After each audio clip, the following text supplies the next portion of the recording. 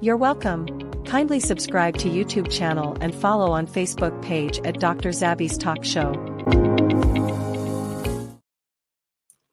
Mo kí gbogbo wa nílé lóko lẹ́yìn òdì, mo kí wa pé akúbójú ọjọ́ ṣe rí, mo kí ẹ̀yin ìyá, mo kí ẹ̀yin bàbá, mo kí ẹ̀gbọ́n, mo kí àbúrò. Èmi ọmọ yín olólùfẹ́ yín, Dr. Zabby's Talk Show, ayé ọpẹ́ yọ ṣe yọ lọ́dọ̀ títí yín náà. Ní agbára lọ́wọ́ Ọlọ́run, ayé ọpẹ́ á máa yọ fún wa, lórí ọmọ, lórí ìdáwọ́lé wa. Ní ayé ọpẹ́ ló máa fi máa yọ. Mo kí gbogbo ẹ̀yin olólùfẹ́ mi, gbogbo ẹ̀yin tí máa ń bá wa pín ètò wa, gbogbo ẹ̀yin tí máa ń bá wa tẹ like, tí wọ́n á fi comment sílẹ̀, mo mọ̀ ọ́ lóore. God bless you, one love. Mo jẹ́ kí gbogbo ẹ̀yin tí ẹ kàn sí mi nípa ti àwọn nǹkan ìlera tí a bá wọn mú wá lọ́lọ́kanjọ̀kan. Kó tó di pé àwọnù agbami ètò lọ, mo kí wa lẹ́ẹ̀kan sí wípé a kò bójú ọjọ́ ṣe rí. Gbogbo ẹ̀yin tí ẹ bá fẹ́ kàn sí mi lórí ìlera lògùn ọrọ̀ lóríṣiríṣi tí mo lè fọwọ́ sọ̀yà tí ò ń ṣe gbogbo ni mo fẹ́ fọwọ́ sọ wípé ní agbára lọ́wọ́ Ọlọ́run gbogbo wa pátápátá ló máa bá ní ara mu. Bọ́ mo yìí ń bọ̀ wá fi àwọn nǹkan tí èmi náà ní tí máa padà wá fi wọ̀n wá.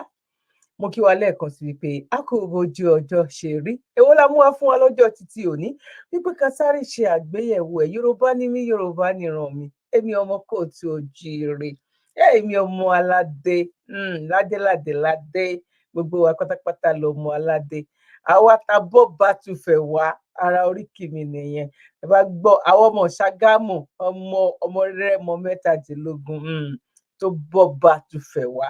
Ní agbára lọ́wọ́ Ọlọ́run, ọjọ́ òní tiwa á ní mọ̀ sáré ọmọ, ọwọ́ wa nìkan sàlẹ̀ àpò. Wọ́n jẹ́ kí gbogbo ẹ̀yin tí ẹ máa ń bá wa dá sí ọ̀rọ̀ foundation, ọ̀rọ̀ charity wa, ojú òní tiwa á ní gbégbá bára kẹ̀yìn ayé wa, lórí ọmọ, lórí ìdáwọ́lé wa, á ní gbégbá bára, á ní tọrọ jẹ, á ní kówó kó àtijọ́. Nǹkan tá a nàró ṣiṣẹ́, á ní wà ní dùbúlẹ̀ àìsàn láti jẹ tán. Ẹ bá mi type àmì àdúrà síbẹ̀ yẹn kó tó di pa wọnú agbami ètò lọ. Now, ẹ jẹ́ ká ṣe ní pápápá. Èwo ló tún ṣẹlẹ̀? Ẹ̀yin tí ẹ máa ń bá wa ká lọ lórí ìkànnì, ẹ mọ̀ wípé a máa ń try láti mú àwọn nǹkan kan wá tó jẹ́ wípé ìpera ẹni sí àkíyèsí ká tún lè mọ̀ báwo ló ṣe ń lọ lórí ilẹ̀ gbogbo tó já ayélujára, ayé ti já mọ́ra. Báwo ló ṣe ń lọ sí àwọn bo ló yẹ ká ṣàkíyèsí, àwọn yẹn la kọ́kọ́ máa ń gbé wá kó tó di pa wọnú agbami ètò. Torí ẹ̀yin tí ẹ bá mọ̀ bá yẹn ṣe, tẹ́ bá kọ́kọ́ wo ìbẹ̀rẹ̀, tẹ́ bá wo débi tó parí sí, ẹ ní mọ̀ kókó nǹkan tó ń ké nínú ìwé ìròyìn. Now, ẹ jẹ́ ká kọ́kọ́ sáré lọ ṣe gani àfijì ìròyìn ọ̀tá fojúbà. Let's go there. You have a credit card skimmer on there. Yeah. You know what this is, right? This is illegal. Give me a second. Let me That's call the illegal. police. Yeah, call the police. Yeah, because that's weird. Oye, Gaby, ¿te diste cuenta de esto? Ajá, déjale hablar a la placa.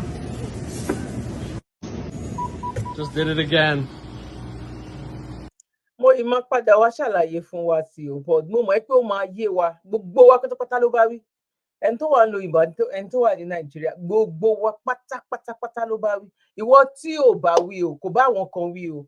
Àwọn tí ò bá ní cards, anything card tó bá ná, bóyá láti gbowó lórí irin, láti ra ọjà nínú shop, tó o bá ti lò ẹ kò bá ẹ wí, o lè fast forward ẹ kó lọ wo èyí tó tún kàn. But ìwọ tó bá ti ní cards, yálà o fẹ́ fi ra nǹkan nínú supermarket, o fẹ́ fi ra nǹkan nínú shop, or bóyá o fẹ́ fi gbowó lọ, torí irin yẹn gan ló wá burú jù. Òun ni eléyìí tá ọkọ̀ gbé wá. Mo kàn ní kí sáré brief ẹ fún ọ, so that because ẹlòmíì lè máa wí pé kí ló rí lè ṣẹlẹ̀ gangan. That's fucking crazy. I'm not gonna pay card.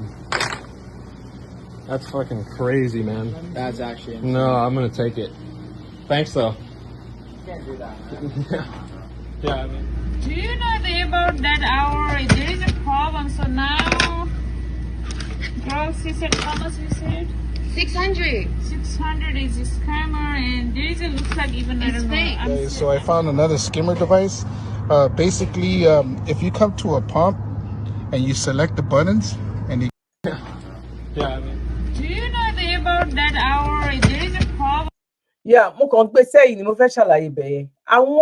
Àwọn tó ń ṣiṣẹ́ yẹn, àwọn kan wà tó jẹ́ wípé wọ́n ti bá àwọn tán ní ṣọ́ọ̀bù yẹn, wọ́n ti wà ní àkọ́dọ̀, wọ́n ti jọ wọ́n wà ní negotiate something.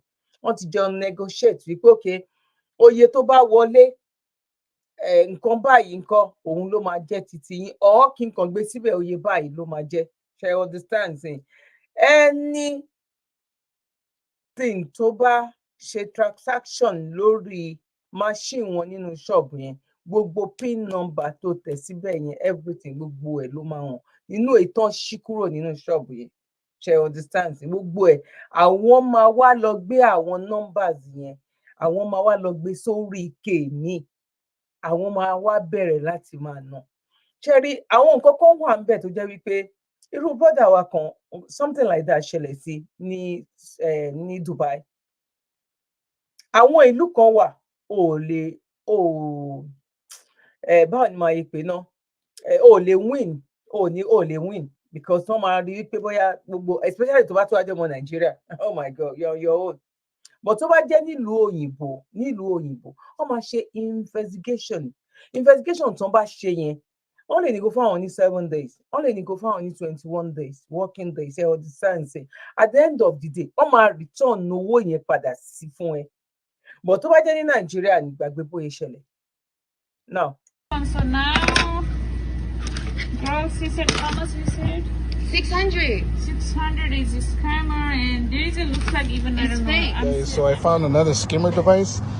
Basically, if you come to a pump and you select the buttons, and they kind of have to be forced in, and they're not popping up like they should be, most likely you have a skimmer device. This one is the overlay that captures your data when you type in your button for your PIN number. That's being recorded, and that's also being transmitted. So when you slide your card and you push the buttons, the numbers are being captured on this device here. Now, as far as your card reader, if you pull this, if you ever go to any place where you can swipe your card, most likely this is what they put there. So if you can try to pull it and it's loose, most likely they have a skimmer device, and that's where they're capturing your mag strip or your chip on your card. So this one captures your PIN, this one captures your card.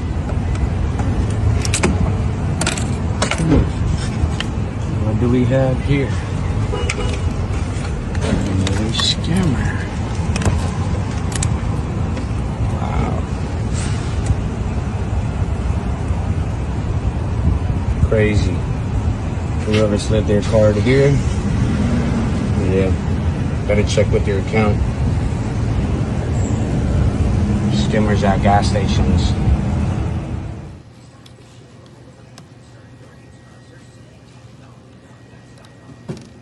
Ṣọ́ọ̀bù kan nìyẹn o.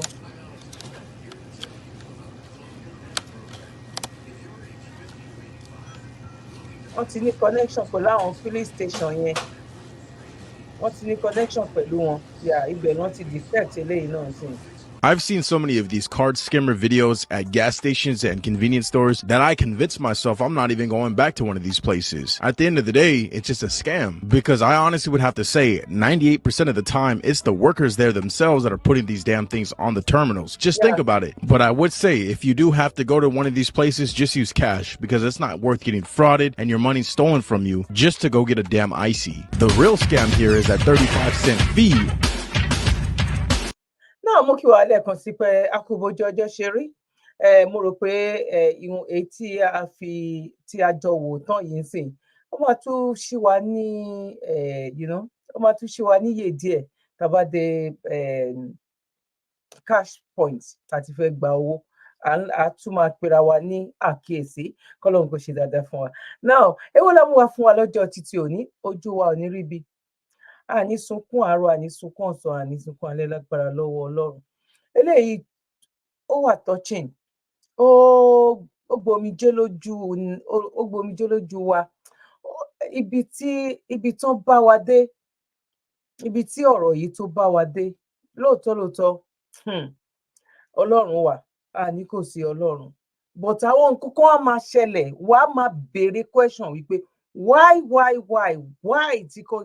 tí nǹkan yìí tó ń rí báyìí, why tí nǹkan yìí tó ń rí báyìí, brother my sister mi, àyàfi tẹ́ bá wò tán lẹ máa mọ ìtumọ̀ nǹkan tí mò ń sọ yìí. Àní fojú sunkún ọmọ, àní fara gbàgbé, lágbára lọ́wọ́ Ọlọ́run, no going back. Òun làwa wà, òun làwa dúró lé lórí wípé àní lágbára lọ́wọ́ Ọlọ́run sẹ̀, ó ń ṣọwọ́n lókun bẹ́ẹ̀ ni ọ̀ní sí pẹ̀lú òkú ẹ̀, ó ti di dandan. Ìgbà wo ló máa jẹ́ àmọ́, àsìkò wo ni àwa ọmọ wa mọ̀ wípé nínú oko ẹrú ó di dandan kọ́ lọ́run kó gbà wá kúrò ńbẹ̀. Náà ibo ni ká ti wọlé? Ẹ jẹ́ ká gbọ́rọ̀ lẹ́nu ìyá yìí náà kó tó di wípé a tún máa wá lọ gbọ́ lẹ́nu bàbá. Mi ò mọ̀ọ́mọ̀ gbé wa o wípé ètè ní ó wà ó mú èèyàn lára, ó touch èèyàn lára wípé oh my God, ṣé ilé ayé yìí náà, ṣé nínú ilé ayé yìí náà, nínú ilé ayé yìí Nàìjíríà ni, nínú ilé ayé ilẹ̀ Yorùbá ni. Náà ẹ tẹ̀lé mi ká lọ, mi ò ní gbà wá lákòókò. God bless you. Mo lọ ilé ẹ̀gẹ́ tí mo máa lọ, èpo ẹ̀gẹ́ wọ́n fi ń ṣe èlùbọ́, lèmi náà wá rí pé gbà àwọn sẹ́bẹ̀ tí mo sì lọ ilé ẹ̀gẹ́ tí mò ń bẹ̀gẹ̀ kémi náà kúkú fẹ́ kan. Mo kí àwọn iléeṣẹ́ Dry TV, ibẹ̀ ni a ti gbé ètò yìí láti lè fi ṣe ìjẹ́rìísí àwọn nǹkan tí a máa ń sọ, so that kò ní jẹ́ pé torí wípé wọ́n sọ pé àwọn náà ó mú kan mọ́kàn ní irọ́ náà pa, òun la ṣe máa ń mú lọ́tún tá a mú lósì tá a máa ń mú níwájú àti ẹ̀yìn wípé á di odindi, á lè máa yé wa wípé because mo máa ń sọ nǹkan kan, ó ní nǹkan tí mo mọ̀ ẹ̀yin ò mọ̀, nǹkan tẹ́yin náà mọ̀ bẹ́ẹ̀ náà lèmi náà ò mọ̀ náà nìyẹn. Bọ̀ kó tó di wípé a máa tẹ̀síwájú, àníkà kí àwọn Dry TV wọ́n wà ní orí YouTube. God bless you. Now ìrìn àjò yìí lẹ́nu kan mo lọ ilé ẹ̀gẹ́ tí mo máa lọ, mo gbé èpo ẹ̀gẹ́ wálé, mo sì sá, a sì jẹ èmi àti àwọn ọmọ 4 ni a jẹ oúnjẹ. Jíjẹ tá a jẹ oúnjẹ tán la di èrò hospital. Orúkọ mi ni Victoria Oyèwọlé, mo ń gbé ní ìlú Tèmídire Atóyèbí ní ìlú Ògbómọ̀ṣọ́. Ní ọdún 28 oṣù kejì ní ìṣẹ̀lẹ̀ tó ṣẹlẹ̀ sí mi ṣẹlẹ̀. Ó ṣẹlẹ̀ wípé ọkọ mi ò sí nílé, kí n wó sì tó máa travel, kò sí nǹkan kan lọ́wọ́ wọn torí pé wọn ì sábà rí iṣẹ́ bíríkìlà ni wọ́n ń ṣe, wọn ì sì sábà rí iṣẹ́.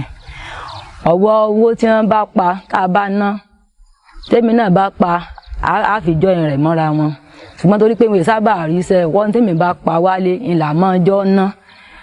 Ṣùgbọ́n lọ́jọ́ yìí kò sí nǹkan kan lọ́wọ́ mi tó fi jẹ́ pé gbogbo owó tá à ń pa ìrí ọjà kan gbélé rí mọ́, kò sí nǹkan kan lọ́wọ́ mi, kò sí nǹkan kan lọ́wọ́ tiwọn náà.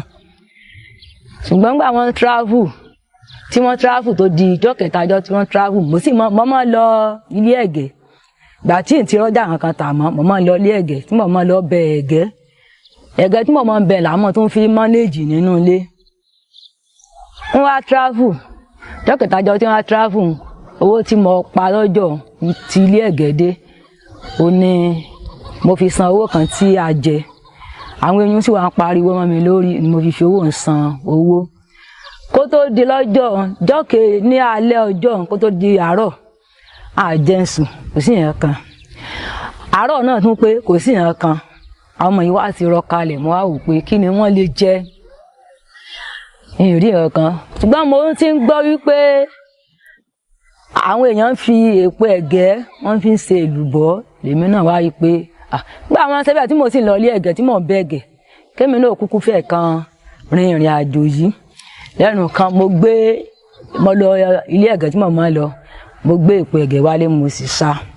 Pàtó gbẹ mo gún, mo sì lọ ní ẹ̀rọ. A sì jẹ èmi àti àwọn ọmọ 4 ni a jẹ oúnjẹ. Àwọn ọmọ tèmi, àwọn 5, àwọn 4 ni. Àwọn ọmọ tí ọmọ mi bí, àwọn 2 ni àwọn ọmọ. Wọ́n jẹ́ 4, èmi sì keje wọn. Jíjẹ tá a jẹ oúnjẹ tán ńlá di èrò hospital tó fi jẹ́ yí pé ìgbà tí wàhálà ń ṣẹlẹ̀ èmi gan gbà tó tí ó di nílá tán èmi gan ò mọ kankan mọ́ àánú ni èmi àti ìdílé mi la rí gbà ni. mo di on the 28 yẹn ní alẹ́ ní wọ́n bá sá pè lóru wọ́n bá ní àwọn bọ̀dá mi ní àti ìgboro bá pè pé àwọn láwọn ọmọkùnrin méjì kan wọ́n wá bá wọn lóru ní ìsìn pé ìyàwó mi àtọmọ mi ń bẹ ní hospital ẹsẹ̀ wí fún mi èmi náà ò lè sùn mọ́ òun òkun mi wọ́n sáfọkàn mi bọ́ lọ́n sọ̀rọ̀ títí ilẹ̀ fẹ́ mọ́ aago 4 kọjá báyìí mo ṣe sáré nù àsáwà máa sẹ́ nìkan yá àbágbé wálé nígbà tí ń bọ̀ dẹ̀dẹ̀ tá a dé àgbègbè bí mo ń gbé ní àbáyàsọ náà lè mọ́ sábà àwọn èèyàn lórí ìta rẹ̀gẹ̀dẹ̀ kí ló dé wọ́n bá ní nítorí ṣẹlẹ̀ mí gan làwọn wá báwọn yóò ṣe pé ọ̀dà náà teacher hospital làwọn ní wà gbogbo wọn kí á ló lè fà yìí wọ́n ní wọ́n jẹ èpo ẹ̀gẹ́ iná ọlọ̀ tí wọ́n jẹ wọ́n sá gbéra àwọn wàrà náà wọ́n sá gba hospital lọ mo bá wọn bí tí àwọn èèyàn mi ti ń sáré káàkiri wọ́n ń lọ lé oògùn wọ́n ń rọgùn wọ́n ń ṣe wá so asádùpẹ́ lọ́dọ̀ Ọlọ́run pé nínú àwọn 6 àwọn 7 ẹnìkan ni ọba ìṣẹ̀lẹ̀ náà rìn tó yẹ pé di bí mo ṣe ń sọ̀rọ̀ yìí ó ń dùn mí tí mo bá ti rántí rẹ̀ even mọ́júmọ́ àárọ̀ yìí gan ìran rẹ̀ mo tún gbà mọ́júmọ́ pé sọmọ ẹ lọ náà nì. a rí pé àwọn 3 lára wọn ti dákú lọ ní òkú àwọn àdẹsẹ̀ kan ayé ẹsẹ̀ kan gbogbo wọn so tí wọn ti di omi ti gbẹ lára wọn báyìí tí mo sọ pé ojú ọmọdún 13 yẹn ó ti wà ní táǹpẹ ní shock mi pé omi ara ẹ ti tán níbi tí ara gan ò lè compensate fún wọn at that point so nínú àyẹ̀wò àti pàtàkì máa chẹ́ẹ̀kì bóni lẹ́gbẹ̀ẹ́ ẹ̀jẹ̀ wọn ó lọlẹ̀ bàtà máa ṣe àgbéyẹ̀wò bóni mímí wọn ṣe rí tá a máa ń pè ní oxygen saturation fíyàn tí nǹkan kan bá ṣe ó lè tó bí 95, 97 sí 99 over 100 ó ṣe máa rí nínú èèyàn tí kò bá ṣàìsàn ṣùgbọ́n nínú bàtà fi máa rí náà bí 70, 75 bàtà rí nínú so oxygen level wọn ó ti low so bàtà oxygen level wọn ti low láti gbọ́ history pé ègbò ẹ̀jẹ̀ ni wọ́n jẹ nínú ìmọ̀ wa àti ní òye àmọ́ òye pé èèyàn bá jẹ ohun tó ní ṣe pẹ̀lú ẹ̀gẹ́ tàbí jùlọ àwọn tí mi tẹ̀lé bẹ́ẹ̀ àwọn bí i ṣì mí wọ́n ní nǹkan kan nínú wọn tó jẹ́ pé ó lè ṣe àléébù fún ara. bá a ṣe ń gbìyànjú tó ọ̀wọ́wọ́ táyà abáwá pa náà là fi ń jẹun ààrùn owó kankan ṣùgbọ́n bí kì í ṣẹlẹ̀ yìí ti wá ṣẹlẹ̀ ó jẹ́ ó dùn mí torí pé ìmọ̀ pé ó lè di ní lábà lérò ọkàn mi ni pé gbàrà kí n sọ́ọ̀tì ibi àwọn ọmọ yìí tí wọ́n jẹun sùn tó sì ti dùn láàárọ̀ náà tí n sì tún rí nǹkan kan fún wọn ìlọ́wọ́ àfà o tí wàhálà fi wọnú ayé mi. àwa 7 ìnà àwa tá a délé ìwòsàn tá a jí àmọ́lá èèpẹ̀ ẹ̀gẹ́hùn àwa 7 ni ṣùgbọ́n náà àwa 7 ọmọ tọmọ mi bí tó jẹ́ ọmọ mi òun ló kéré jù nínú wa ó sì ti òun ṣaláìsí nípa èèpù ẹ̀gẹ́ tá a jẹ yìí òun ti ṣaláìsí ó kù àwa 6. My name is Aki Anabi. I'm a video director and TV producer of Akomolowe on African Magic. Keep watching Drive TV. olólùfẹ́ Drive TV àti gbogbo ẹ̀yin tí Fẹ́mi Sola ẹ máa wo Drive TV.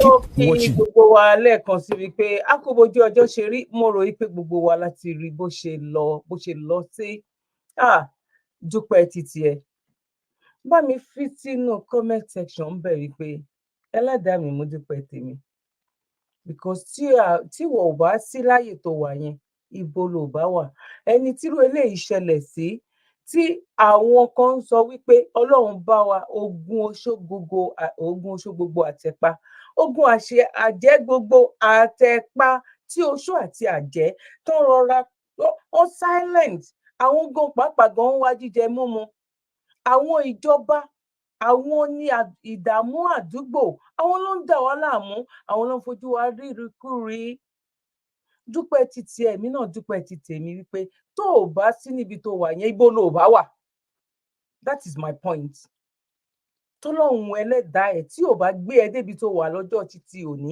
tí wọ́n ń rí fún ènìyàn, ibo ló bá wà? Tá bá ń wò ó nídàkejì bẹ́ẹ̀ yẹn, ìṣọ́ tá máa yá wa lára láti máa sọ wípé èèyàn kan ò ní ìdá tí wàá ṣe wàásù fún ẹ pé dúpẹ́ lọ́wọ́ orí ẹ, dúpẹ́ lọ́wọ́ ẹlẹ́dàá ẹ, dúpẹ́ lọ́wọ́ Ọlọ́run. That's it. Brother my sister mi, kó tó di wípé mo máa wá lọ gbé mi wá tó jẹ́ wípé ẹ sì jẹ́ ká kọ́kọ́ lọ ná kó tó di pé a máa sọ wípé a fẹ́ sáré lọ sí ìpolówó. Kẹ́ wo bílẹ̀ ayé ṣe rí níbi tí àwọn èèyàn kan ti ń kú àkúfà tàbí tó ti ń kú, Ọlọ́run má jà bá wọn kúkú ọ̀wọ̀ọ̀wọ́. Ẹ wo gbogbo ìdílé, ẹ gbọ́ nǹkan tó ń sọ, wọn láwọn ò jẹun lálẹ́ àná sùn, ìgbà tó kò ń ṣe pé ò ṣiṣẹ́ o, wọn ti jẹ ìgbárun tán, ọkọ ò rí, òun gan ò ti ríṣẹ́ gbà, yálà ò yálà sẹ̀ ló gbogbo fámìlì náà ti ń lọ. Ara nǹkan tí mo máa ń sọ pé a ti rí ọ̀pọ̀lọpọ̀ nílùú yẹn, àwa táwa lábúrọ̀dà wa la lè sọ, a máa fi gbogbo ẹnu sọ ni. Wọ́n ní ṣó ṣe é rí ọmọ tó rán lọ láti primary school tó lọ sí yunifásitì tó jáde tó ń ṣiṣẹ́, èló ló ń gbà lówó iṣẹ́? At the end of the day, òun gan bímọ, ọmọ tó bí yẹn ìwọ gan tún rán lọ sí school. Ṣó yẹ kó rí bẹ́ẹ̀? Ṣó yẹ kó rí bẹ́ẹ̀? Kẹ́ wá wo ibi tí àwọn ìdààmú yẹn tí ó ti ń wá. But awareness òun la need. Tẹ́ bá wá rí awareness eléyìí, but òun kọ́ ni máa gbé wá, kí n tó gbé awareness yẹn wá, ẹ máa mọ̀ wípé àwọn èèyàn ibi báyìí wọn ó ti ń ṣí sílẹ̀ díẹ̀díẹ̀, bọ̀ ọ̀hún tí ì pọ̀ ni. Bọ̀ aládùúpẹ́sẹ̀ òyìnbó tó lóun ṣe ọ̀rọ̀ ayélujára yìí, ó máa rò pé bóyá òun kàn fi ṣe nǹkan tó jẹ́ fun, ẹ fi gbádùn ara yín, but Ọlọ́run fẹ́ fi bí 80% rà wá padà, especially àwọn Africa, láti rà wá padà nínú oko ẹrú ni.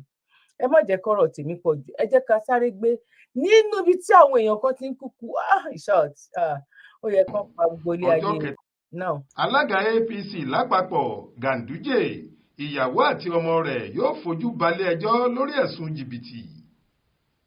Ní báyìí, gbogbo ètò ti parí lórí bí àwọn aláṣẹ ìjọba ìpínlẹ̀ Kánò ṣe máa fojú Alhaji Umar Ganduje tí í ṣe alága ẹgbẹ́ òṣèlú All Progressives Congress APC, ìyàwó rẹ̀ abilékọ Hafsat Ganduje, ọmọ rẹ̀ àtàwọn 6 míì balẹ̀-ẹjọ́ lórí ẹ̀sùn ìwà ọ̀daràn àti ṣíṣe owó ìlú mọ̀kùmọ̀kù tí wọ́n fi kàn wọ́n. Ọjọ́ 17 oṣù kẹrin ọdún yìí sì ni ìgbẹ́jọ́ ọ̀hún máa wáyé níwájú adájọ́ àgbà adájọ́ Usman Naba ti ilé ẹjọ́ gíga kan tó wà nílùú Kánò.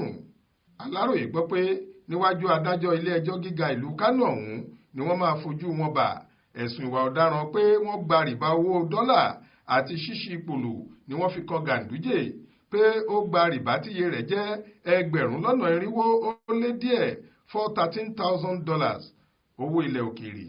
Ìwé ìpẹ̀jọ́ kan èyí tí wọ́n fi pe Alhaji Ganduje lẹ́jọ́ ni wọ́n ti dárúkọ àwọn èèyàn bíi Alhaji Abdullahi Umaru Ganduje fúnra ẹ̀ tí í ṣe alága ẹgbẹ́ APC, ìyàwó rẹ̀ abilékọ Hafsat Ganduje, ọ̀gbẹ́ni Abubakar Bawuro, Umar Abdullahi Umar, Jibila Muhammad, iléeṣẹ́ kan tí wọ́n ń pè ní Lamash Properties Limited, omi tí wọ́n ń pè ní Safari Textile Limited àti iléeṣẹ́ Lesse General Enterprises lẹ́jọ́.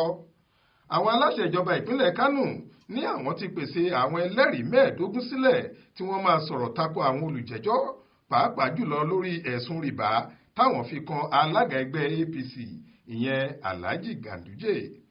Adájọ́ àgbà fún ìpínlẹ̀ Kánò ọ̀gbẹ́ni Haruna Isa Dederi tó fìdí ìṣẹ̀lẹ̀ ọ̀hún múlẹ̀ fáwọn oníròyìn lọ́jọ́ Ìṣẹ́gun Túsídẹ̀ẹ́ ọjọ́ 9 oṣù kẹrin ọdún yìí sọ pé àwọn ti ṣetán láti fojú Ganduje àtàwọn 6 táwọn fẹ̀sùn ìwà ọ̀daràn kàn balẹ̀-ẹjọ́ lọ́jọ́ 17 oṣù yìí àti pé gbogbo wọn ni wọ́n ti fún níwèé ìpẹ̀jọ́ kó má bàa bá wọn lójijì. Àtẹ̀jáde kan tó fi síta lórí ìṣẹ̀lẹ̀ ọ̀hún lọ báyìí pé òótọ́ ni pé a máa fojú Alhaji Ganduje àtàwọn 6 míì balẹ̀-ẹjọ́ lọ́jọ́ 17 oṣù kẹrin ọdún yìí lórí ẹ̀sùn ìwà ọ̀daràn tá a fi kàn wọ́n, ṣùgbọ́n ohun tí mi ò mọ̀ ni bóyá lóòótọ́ ni wọ́n ti fún wọn níwèé ìpẹ̀jọ́.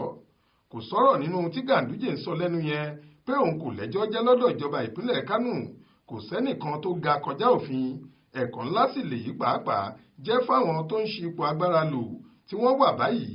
Ọjọ́ kan ń bọ̀ tí wọ́n á fi ipò náà sílẹ̀. Òótọ́ ló sọ jàre, kò lẹ́jọ́ kankan láti jẹ́. Àwọn alẹ́ gbogbo àwọn kò ń ṣe ti Áfíríkà nìkan. Gbogbo àwọn tó pera wọn ní president, president, governor. Àwọn governor lágbára tó president. Ó dàbí pé ká máa sọ̀rọ̀ Ọlọ́run, ká máa sọ̀rọ̀ àwọn ìránṣẹ́ Ọlọ́run. Òun làwọn governor tàbí nǹkan kan bẹ́ẹ̀. Àwọn gangan ni Ọlọ́run lórí àwọn ọmọ ènìyàn. Àní nǹkan tó ń ṣẹlẹ̀ ní Nàìjíríà, nǹkan tó ń ṣẹlẹ̀ ní Áfíríkà yẹn.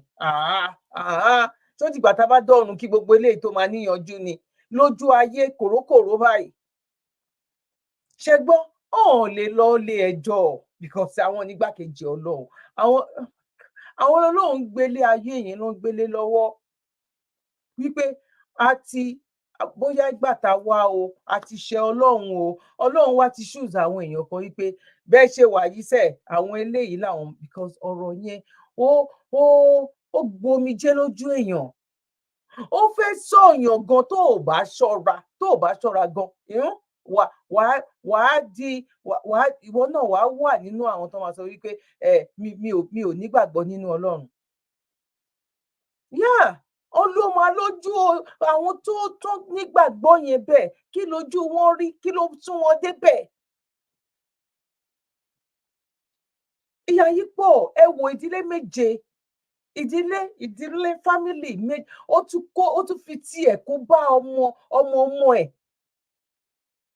Àwa sọ wípé àwọn àjẹ́ kan kìnnì kan ni. No, àwọn pípù yìí gangan àwọn ló ń da gbogbo ilẹ̀ Yorùbá, àwọn ló ń da Nàìjíríà, àwọn Áfíríkà gan àwọn ló ń da láàmú. Ẹ wo iye owó tí ìdílé àwọn eléyìí kó jẹ. Wọ́n ka orúkọ ìyàwó, wọ́n ka orúkọ ọmọ. Ọkọ náà ń wà ńbẹ̀ nínú APC. At the end of the day, àlọ́ la máa gbọ́ ní rí àbọ̀. Story ní gbogbo ẹ̀ ló máa já sí, ló máa kú sí. Ṣáyé lélẹ̀, ṣé ayé lélẹ̀? Oh my God. Now, mo máa rí comment section yìí o, báwo ló ṣe rí lọ́dọ̀ títí yín? Ìmíì tún ń bọ̀ tó jẹ́ wípé it's going to shock you.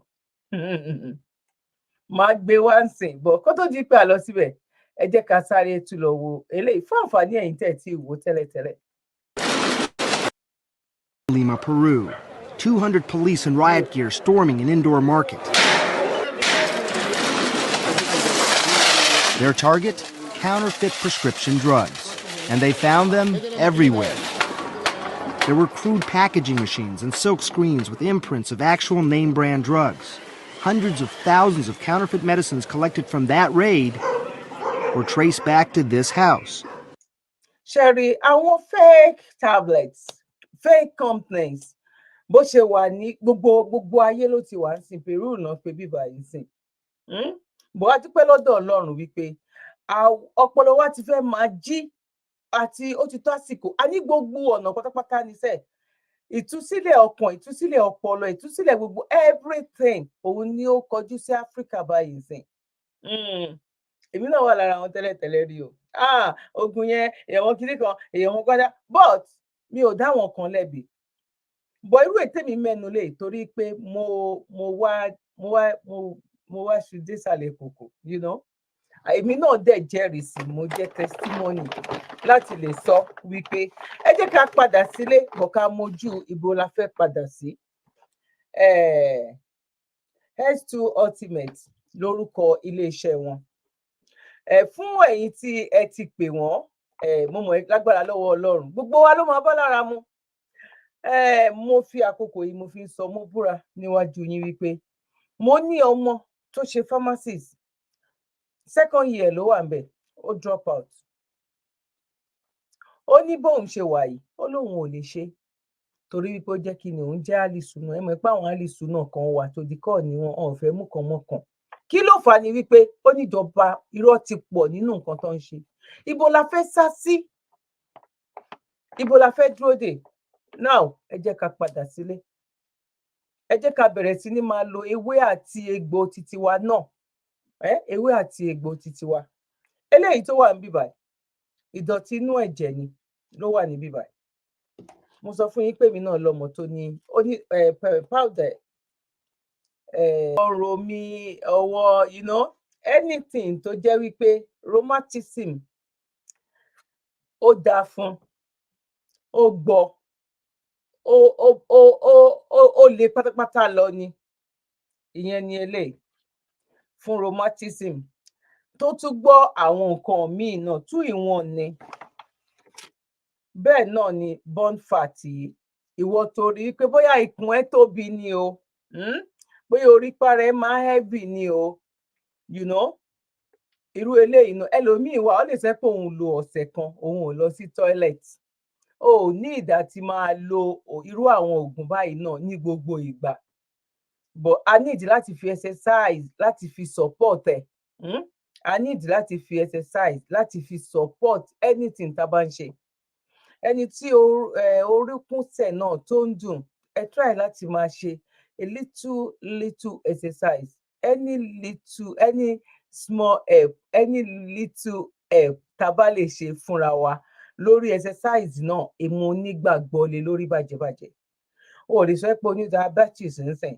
kó wá sọ wípé o fẹ́ máa mu sugar anyhow wípé o help situation that's the same thing pẹ̀lú gbogbo oògùn téèyàn bá fẹ́ lò náà èèyàn láti support ẹ̀ one way or the other láti lè help nǹkan yẹn láti lè fi ṣe kíni láti lè jẹ́ kó tètè ṣiṣẹ́ lágbára lọ́wọ́ Ọlọ́run ojú òní tiwa ọ̀rọ̀ wa dayọ̀ eléyìí ni láti fi pa gbogbo anywhere tó bá jẹ́ pé irú èmi ń sìn tí ẹsẹ̀ ni mo ti eléyìí ni mo sọ pé mo ti ń lò torí méjì lèmi ni mo ní nínú ẹ̀ now àti bẹ́ẹ̀ bẹ́ẹ̀ lọ kò ń ṣe nǹkan tí ó ń ṣe nìkan nìyẹn any other thing at all any other thing bóyá ìtọ̀ ṣúgà ni o diabetes bóyá any other thing any other just name it just name lágbára lọ́wọ́ Ọlọ́run ojú òní tiwa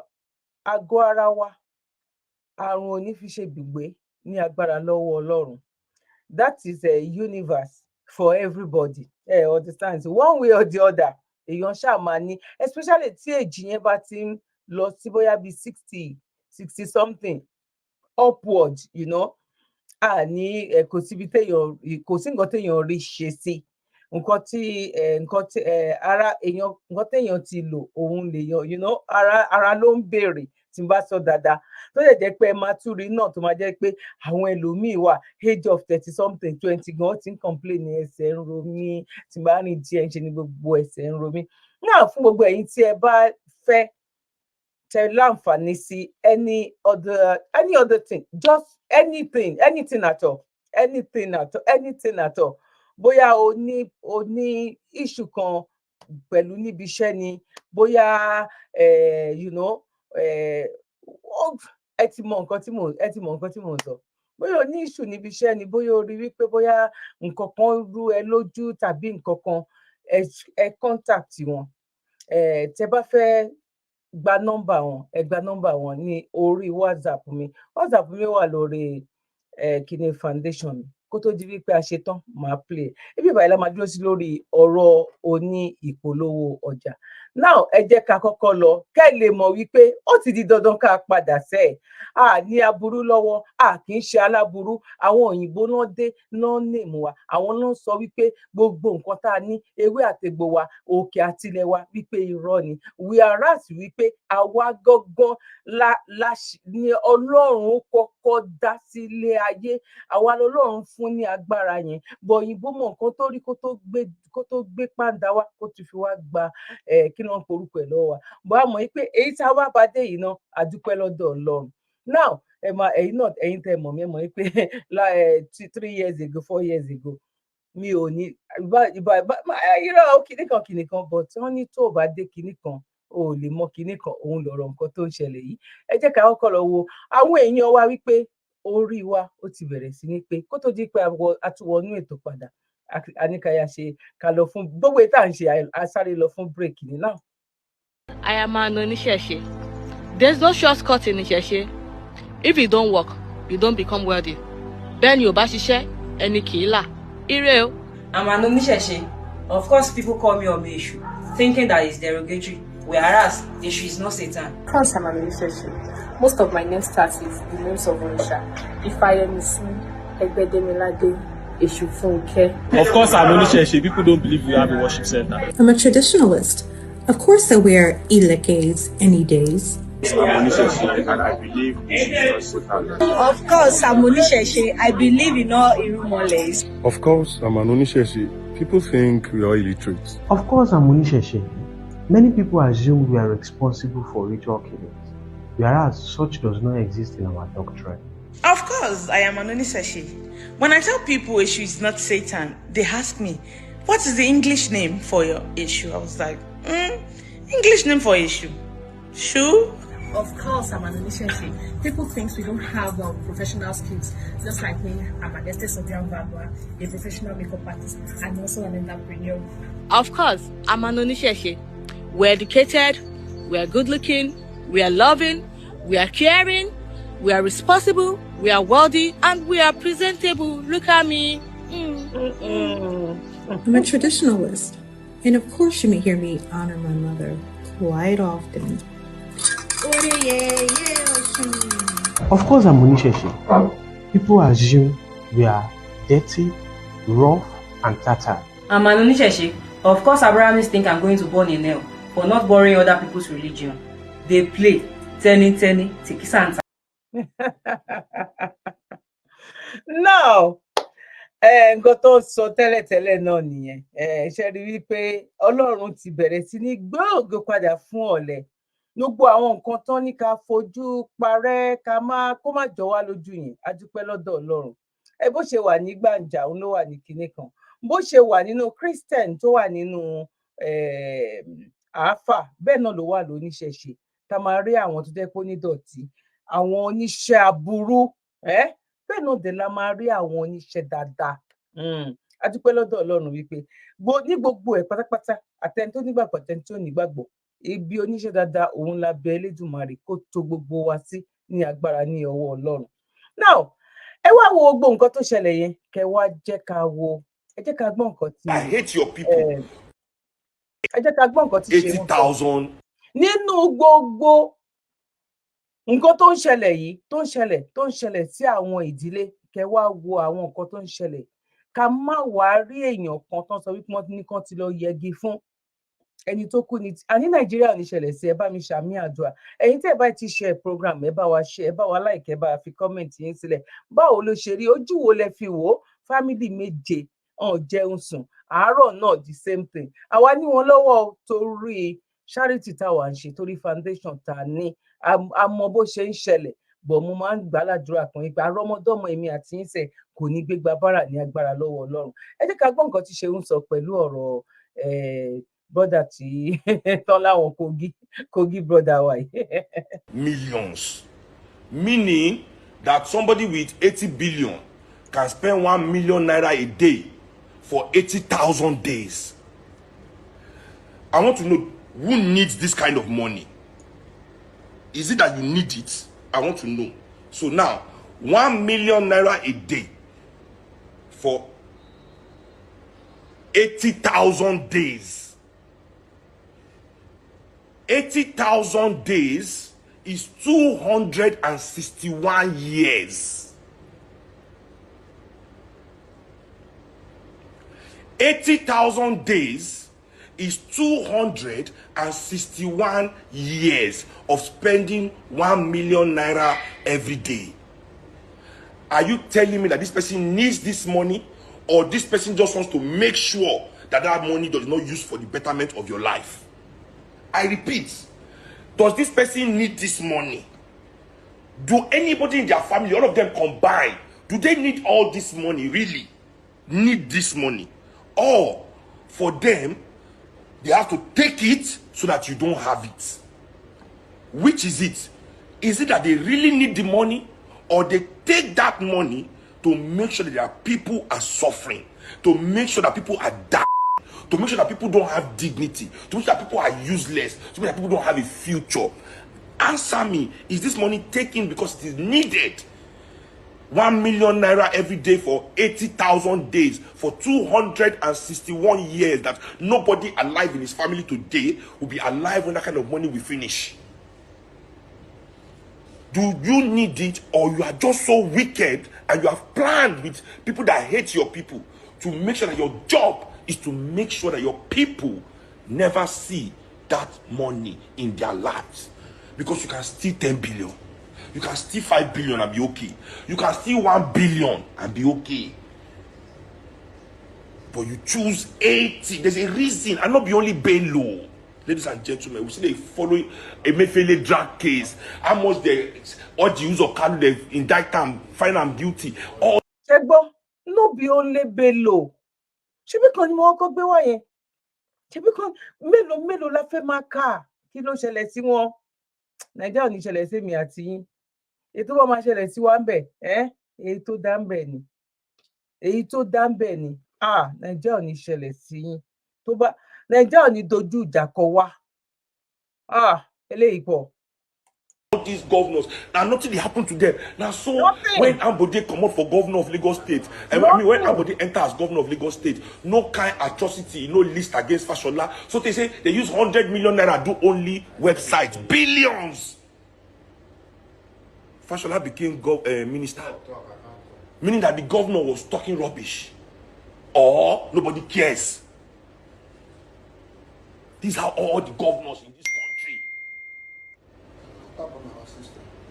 It's an attack on our lives. These people are agents to destroy our lives. They don't need this money. Is what I'm. Do you need it? You don't need this money.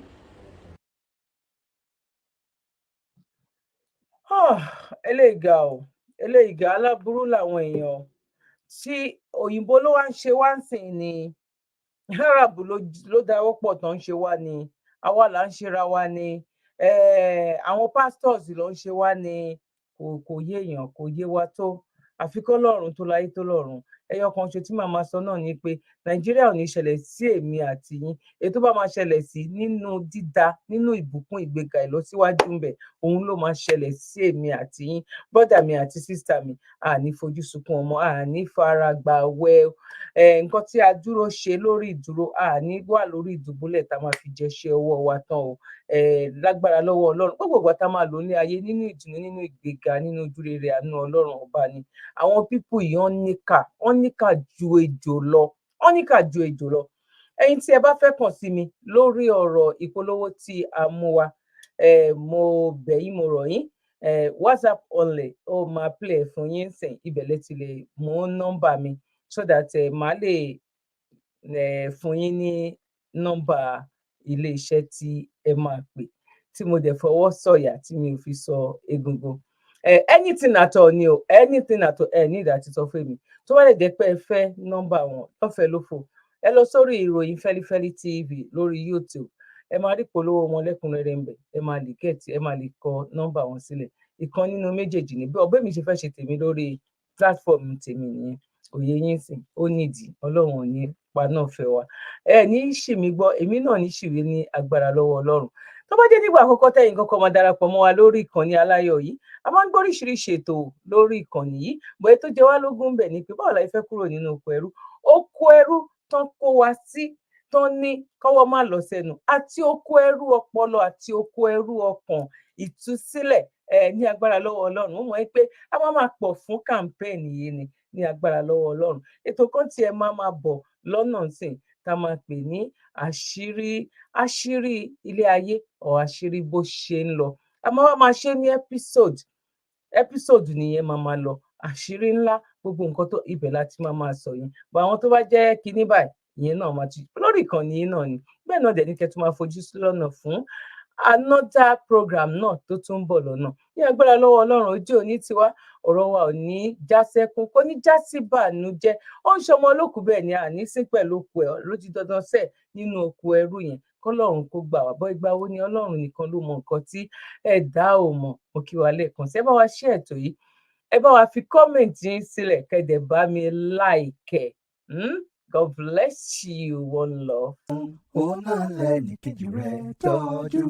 Zabi Life Saver Foundation àánú lolówó fi rán wa la fi ń sọpẹ́ fọ́lọ́run àwọn ẹ̀dá tó ń jẹ́ aníparere láyé àwọn èèyàn tá a sì ti ń sọpẹ́ pàtàkì gbogbo olólùfẹ́ wa jákèjádò àgbáyé àwọn tó ń bá wa gbowó ṣètò ìrànwọ́ yìí lọ́nà kan àbí kejì lóòótọ́ ẹ̀yin gan lèjìká tí ò jẹ́ kó rí ó jábọ́ lórí ìkànnì Zabi Life Saver Foundation àkàìmọye ènìyàn lọ́lọ́run ti fọwọ́ tọ́ nípa pé ká mú lára bíntín tọ́lọ́run fún wa tá a fi ń ṣàánú àwọn èèyàn tó kù díẹ̀ fún láwùjọ wa láì fi tẹ̀sìn ẹ̀yà èdè àti àwọ̀ṣe rárá sẹ́ẹ̀rì bọ́lọ́run ṣe ń lò wá lórí ìkànnì Zabi Life Saver Foundation táwọn fúnni níṣẹ́ gbalẹ̀ fúnni lóúnjẹ tá a ti ń sanwó iléèwé àwọn ọmọ tí ò lóbìí àti àwọn ọmọ tó kù díẹ̀ fóbi wọn láwùjọ lọ́pọ̀ ìmọ̀ye ìgbà láti yọdún tá a ti gbóúnjẹ lọ fáwọn tó wà nínú ìhámọ́ táwọn olóyìnbó ń pè ní correctional center lọ́pọ̀ ìgbà tá a bá lọ sílé ìwòsàn fún àbẹ̀wò àti pé ká gba àwọn ènìyàn tí ò rówó san lẹ́yìn ètò ìwòsàn wọn àánú àṣẹ wá púpọ̀ nítorí ohun mèremère ohun tá a máa ń bá pàdé lọ́hùn àti ọ̀gọ̀ọ̀rọ̀ àwọn ènìyàn tó ti parí ètò ìwòsàn tí ò rówó san léyìí tágbára wa nìkan ò lè ká gẹ́gẹ́ bí èrò wa ní Zabi Life Saver Foundation àti bí ẹ̀yin olólùfẹ́ wa ṣe ń sọ wípé kọ́wọ́ jẹ́ tó ti lọ síwájú sí i ló já mọ̀ lógun fún gbogbo ẹ̀yin eléyìí ojú àánú jákèjádò àgbáyé wọ́n ràn wá àti jẹ́ kí ètò ìtúbọ̀ tẹ̀ síwájú sí i ẹ jájọ pawọ́pọ̀ lé ìṣẹ́ òun ìyà nínú bíntín tọ́lọ́run fún wa ẹ lè fi ohunkóhun tẹ́ ẹ bá dé sọwọ́ sí ọ́fíìsì wa nílé number 6 Bremer Street Sabo Ṣàgámù Ògùn State tó bá sowó ni ẹ fi sínú àsùnwọ̀n Zabi Life Saver Foundation account níbikíbi tẹ́ ẹ bá wà lágbàáyé account number 579-868-6013 FCMB fún ẹ̀kúnrẹ́rẹ́ àlàyé síwájú sí i lè pe èyíkéyìí àwọn aṣojú wa nílé +234-812-575-4492 tàbí kẹ́ pè +234-708-434-5696 bákan náà ní ẹ lè fàtẹ̀jíṣẹ́ tàbí kẹ́ pè Dr. Zabi gan lórí WhatsApp nọ́mbà wọn +447-440-715-542 ní Zabi Life Saver Foundation àánú ló jẹ wá lógún. You're welcome. Kindly subscribe to YouTube channel and follow on Facebook page at Dr. Zabi's Talk Show.